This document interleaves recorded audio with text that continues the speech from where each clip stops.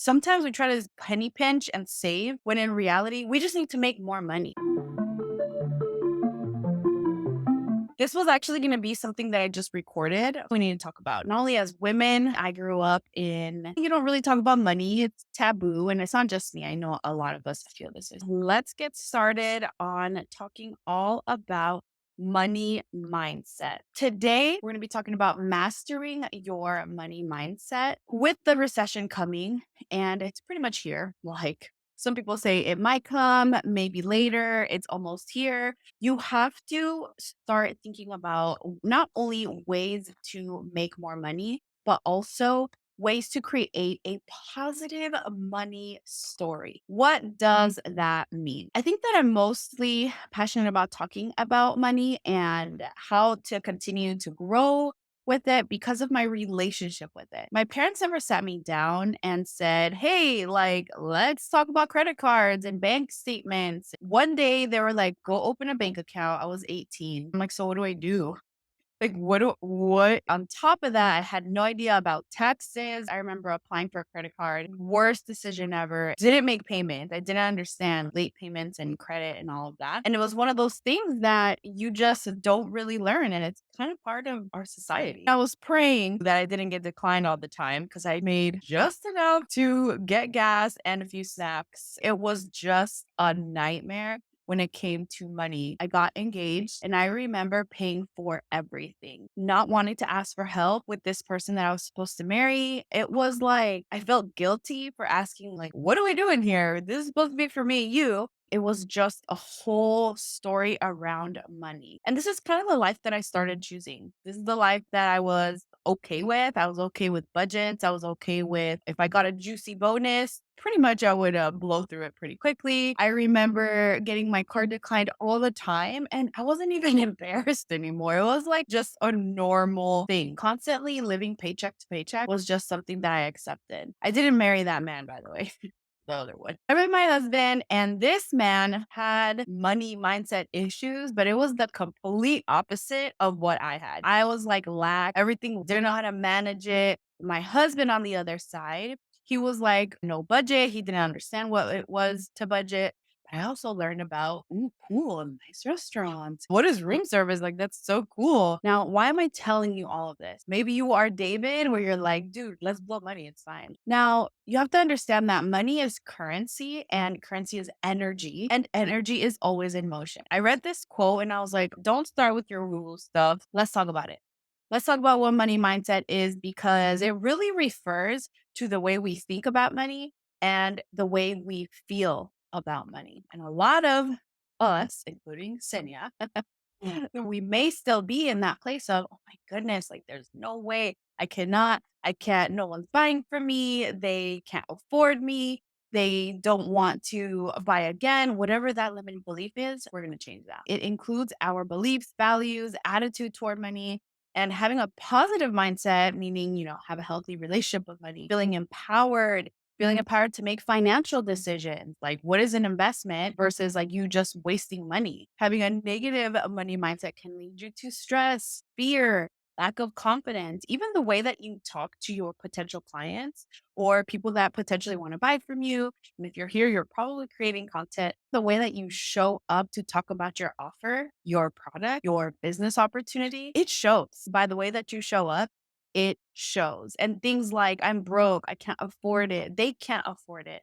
That's just part of the negative money mindset. When you're living in lack, you're not going to be able to have the opportunity to really educate yourself on financial literacy. Having a financial advisor can be free. I would have never learned that if I was just in the continuous same cycle of paycheck to paycheck, decline all the time, all of that. If we're not changing anything, you're choosing. Tell me in the chat, what are things that you have heard about money? I think the main thing that I heard growing up, don't worship money. I kind of like money, but I don't want to worship it. Like that was my biggest thing. Ginger says, I heard people say money is too evil, feeling guilty about it. You're not supposed to spend this amount of money, always being in scarcity. There's not enough.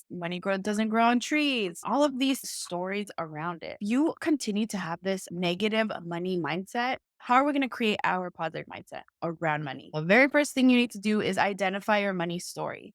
All of these stories that people have instilled in us, and we continue to believe and feed into these stories. We need to figure what that story is. For example, money is evil. I really did believe rich people, like, they're going to be evil. Poor people are humble and they're amazing. Girl, you need to change that story, but you have to identify it first. That's the very first thing. We need to dig in. How is it that you relate to money? This helps us understand our beliefs around it, our habits. How many of us overspend when we get a little juicy extra paycheck instead of sticking to your financial plan? If you have, once you do that, you'll be able to examine what happened, how did this happen, where did this story start, and how can I change that story? Our families really push that. Maybe it was very scarce. I'm not saying it's good or bad. It's just, it's time for us to change that story. Another question to ask yourself: were your parents super frugal, like saving butter Tupperware? We continue to instill that same story. Did you grow up in a household where money was a source of stress? Was there a lot of fights when money came up? I'm going to send you a sheet and you can take a look at what works for you. What story is it that you have?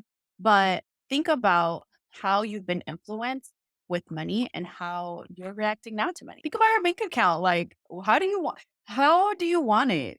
Think about the specific numbers. Believing that money is going to be corrupting, feeling guilty. This can be definitely a stemming from that negative money mindset and how we can only use it for necessities. Like, we can't have fun making it. We can't have fun spending it. My husband and I, it feels like we completely changed roles now, because now I'm like, it's a write-off.